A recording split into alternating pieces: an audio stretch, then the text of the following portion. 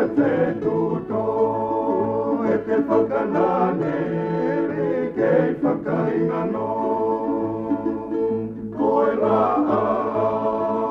ke mamai e o whake hoi pua ai mama o koe mahina ke ulu i e po e kupakata puki e loloto pea ka ori oli mo e te tuto e te whakanane kei whakaingano. Koe rotin hati maorunga hei kai aho apalapu ai o tua moto na marua e pala si ongo oli le kei tupula ki te puke akini mama noni e na ati lolo alapasi taiki e kalonikari. Koe rutin hati maorunga hei kai ao palapu ai o tua moto na marua e pala si ongo oli le kei tupula ki te puke akini mama noni e na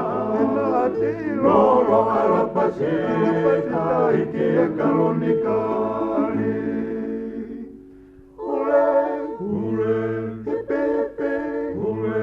ke atu e pea pae. Ule ke pepe langi e puka ke i e pohe lau kau o e tonga pulipe marama mo alaha i ulope poka e ni kei milingi a pe o tu pele ni te kei kaimana pe ele meni ki na hotona paali le mele vai malanga whakawa poloto kau kumia ale te tolo a kiloto i mapasia himo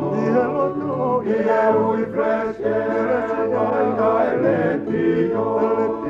a mei e mohe kua mai aho ele meni ki na hotona paali le mele vai malanga whakawa poloto kau kumia ale te tolo a kiloto